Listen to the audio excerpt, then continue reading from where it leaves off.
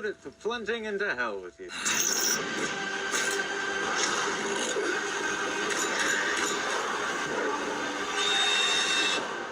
I will drag this thing back to hell.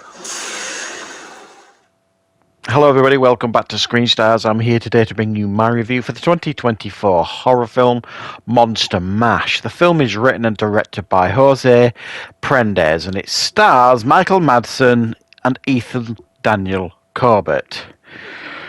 Right, okay, this film focuses on Michael Madsen's character who plays Victor Frankenstein. And he wants to create the ultimate monster. But to do that, he needs parts from the other most famous monsters. So he needs parts of Dracula, parts of the Wolfman, the Invisible Man, the Mummy. So he sends his monster out, his Frankenstein's monster out, to collect these things from these monsters. And in the process, Victor Frankenstein kidnaps Dracula's daughter, which set Dracula and the other monsters on a quest to take down Victor Frankenstein. Right, what are my thoughts on Monster Mash?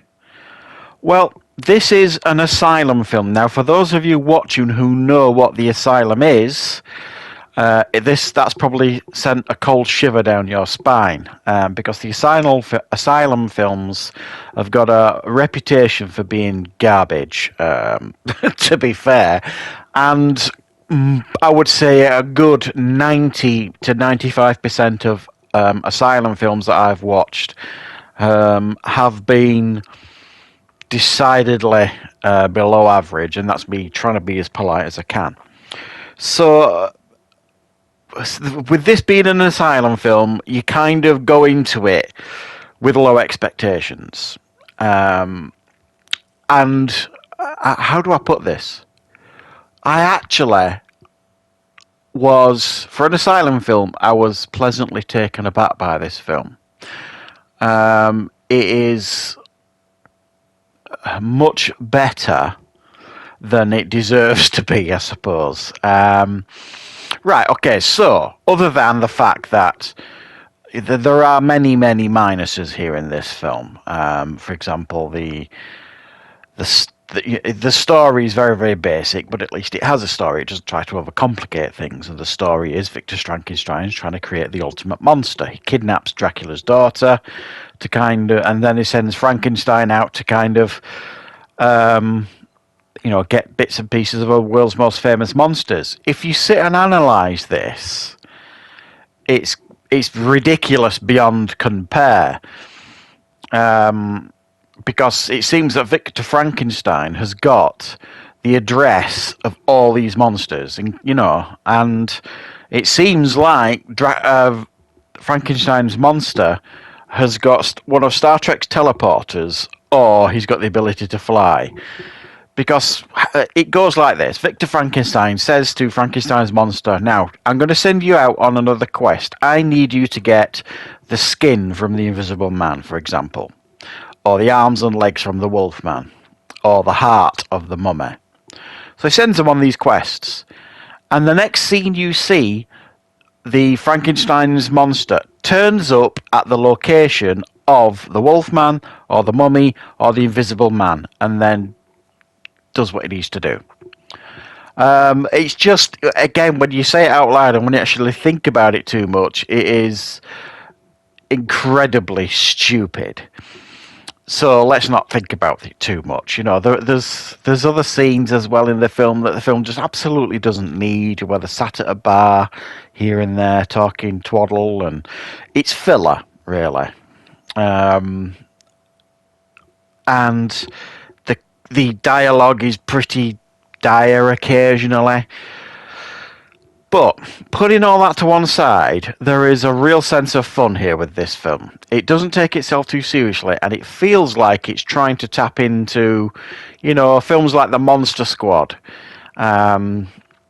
which is a real fan of the 80s for many films. It's a real, fan favourite from the 80s. And it kind of taps into that a little bit. It doesn't take itself too seriously. There were a few light moments in the movie. And I have to say, and this surprised me, the effects here for an asylum film were of a standard that I didn't expect. Now, I'm not saying, this is Hollywood type standard by any stretch. It isn't. But it is a damn sight better than I thought it was going to be. Now, the real effects that you see here, you've got like Frankenstein's monster, which it looks as you would expect Frankenstein's monster to look. But they managed to nail the classic look. Same with the mummy, same with the Wolfman. And even Dracula, they all look as they should, or as you would expect them to do in that old-fashioned way. And I like the idea that they all have to team up to take down Victor Frankenstein, because Victor Frankenstein's the bad guy here. And, these monsters are, in actual fact, the heroes of the piece. And I like the fact that it kind of flips it on its head a little bit, the film. And kind of gives us a little bit of a different perspective on these classic monsters that we've kind of all grown up with. So it doesn't feel like a traditional asylum film.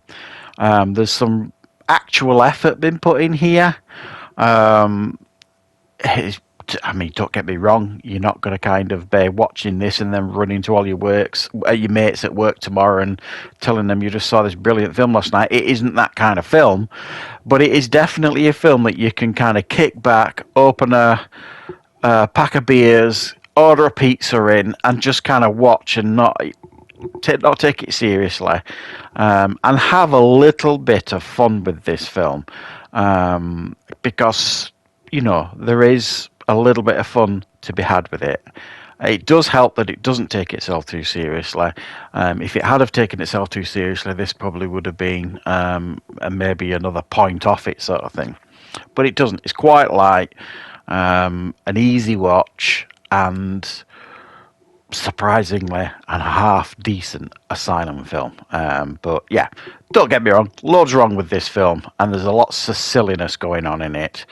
But everybody, delivers a pretty decent film overall. So thanks for watching, guys. I hope you enjoyed checking out this review. I'll be back with more reviews and content on the channel very, very soon.